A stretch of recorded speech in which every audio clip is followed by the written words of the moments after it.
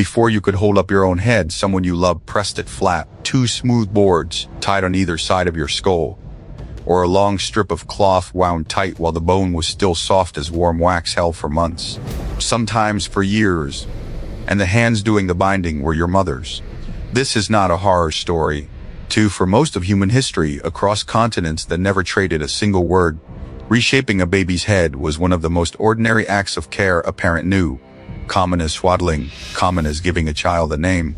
In some villages, the baby left with a plain round skull was the strange one, the unfinished one, the one whose family had somehow failed to give them something everyone else received.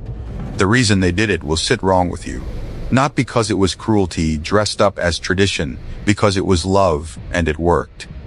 The oldest example anyone has ever found is 12,000 years old, and the deeper the archaeologists dig, the clearer one thing becomes. This was never really about the shape of a head. Start with why it is even possible you were born with an unfinished skull. A newborn's head is not one solid case of bone. It is several separate plates floating on soft seams with gaps between them you can feel with a fingertip. That soft spot on top of an infant's head is one of those gaps. It is not a flaw. It is the only trick that lets a large brain squeeze through a narrow birth canal and then keep growing fast in the years right after. For those first years, the skull behaves less like armor and more like wet clay that is slowly setting. Press on wet clay long enough, and it keeps the shape. That is the whole secret. Bind an infant's head with steady, gentle pressure, and the bone grows into the mold it is given.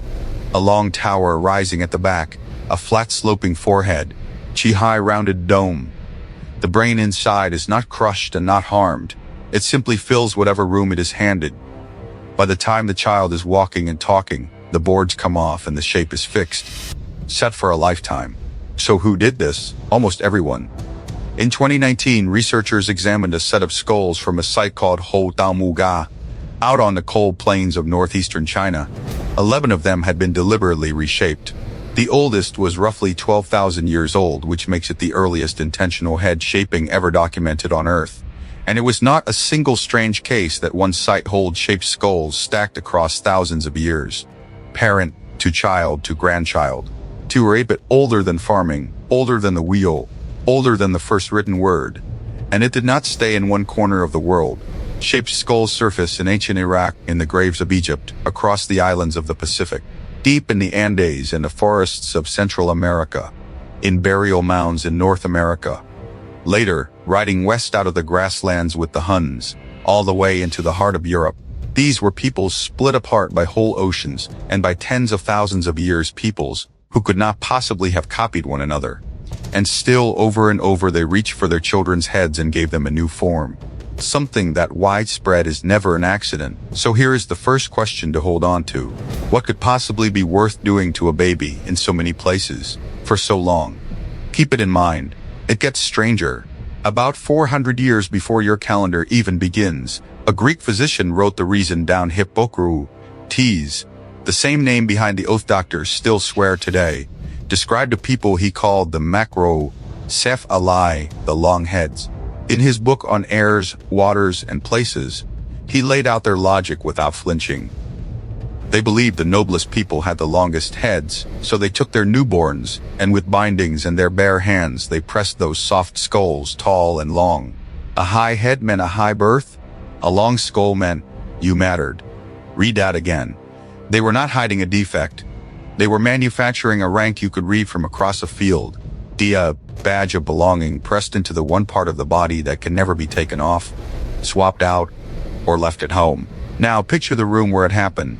A newborn only days old, wrapped snug against the cold. The mother sets two small pads of soft bark or folded cloth against the front and back of the skull, then loops a band around to hold them, not tight enough to bruise, just enough to steer. She checks it the way you would check a splint on a broken arm. She loosens it to clean the skin, then binds it again. She does this every day for a year, maybe two, watching the shape she wants slowly rise out of her child's head. She is not being cruel in her world, she is protecting them. A child with the right head will marry well, will be trusted, will be counted as one of us. A child with the wrong head will always quietly be from somewhere else. That is the disturbing part. Not the boards, the love behind them.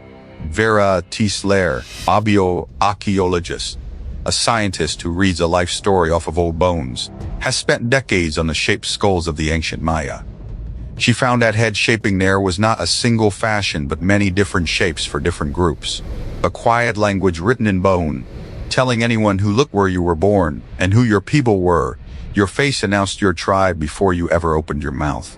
On the desert coast of Peru, the archaeologist Houtaomuga opened a vast cemetery of the Paracas people, more than 2,000 years old. Hundreds of bodies, wrapped in fine cloth, and skull after skull drawn out into long, smooth cones. Whole communities carrying the same striking silhouette to the grave. And here the second question opens. The one planted earlier. If this was only vanity, only style, it should have been fragile. Style. This one refused to die for 12,000 years. The answer came out of a single valley. An anthropologist named Matthew Velasco studied the skulls of a people called the Houtaomuga in the Colca Valley, high in the Andes. In the centuries just before the Inca Empire swallowed them, he found something nobody predicted. Over time, the way the Houtaomuga shaped their heads did not splinter into 100 local looks. It converged. It grew more uniform. Generation by generation, more and more people were raised into the same distinct tall skull. And as their heads grew more alike, something moved with them that shared shape, lined up with the rise of a governing class, a scattered people binding themselves into one identity solid enough to bargain, to hold together, to meet outsiders as a single front. The head was not decoration. It held the society together from the inside. It was how a loose collection of families became one people strong enough to survive. Sit with what that means. The shaping was not a wound left by a harsh culture. It was one of the tools that built the culture, a permanent, visible promise handed to you before you could speak, that said you will never once have to wonder where you belong. Others paid for that certainty, of course. The ones born outside the circle, the ones whose plain heads marked them as not us. But inside the circle it worked. It fused people together, the only way a binding ever can. Early, deep, for good. There is just one thing wrong with a gift like that. The child never agreed to it. You did not pick your first head. Whoever raised you chose it for you, molded into the shape of the people they needed you to become. And for almost all of history, nobody found that strange. It was simply how a person was made. The practice only faded when the worlds that needed those badges started to come apart, pulled loose by new empires and new faiths and new borders that drew the line between us and them in a different ink. Even then it held on. In the countryside of France near Toulouse, mothers were still binding infants' heads with pads and bandages into the 1800s, long after anyone could remember the reason. A habit that outlived its own explanation.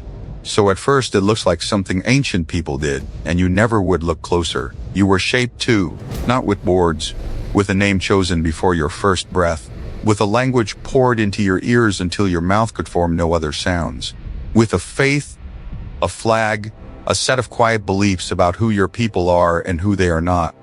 All of it worked into you in the years when your mind was as soft as that infant's skull floating on open seams, taking the form of whatever pressed on it longest. Some of your ancestors reached for the bone because bone was the honest place to do it. Visible, undeniable, everyone else just moved the binding somewhere it does not show. The people who reshaped their children's skulls were not some stranger species. They wanted for their children the exact thing you want, to belong, to be safe, to never be the one left standing outside the firelight marked as other. They simply did it in a form you can still cradle in your palm and measure with a ruler. The disturbing reason ancient humans reshaped their children's heads is not that they were savage. It is that they were doing, out loud and in bone, the very thing every generation does in silence. Pressing the shape of us into someone too young to say no. Before you could hold up your own head, someone you loved pressed it into shape. They still do. You just can't see the boards. If the world you came from feels a little closer now, that's exactly the point. Subscribe, and every week we'll uncover another piece of who you used to be.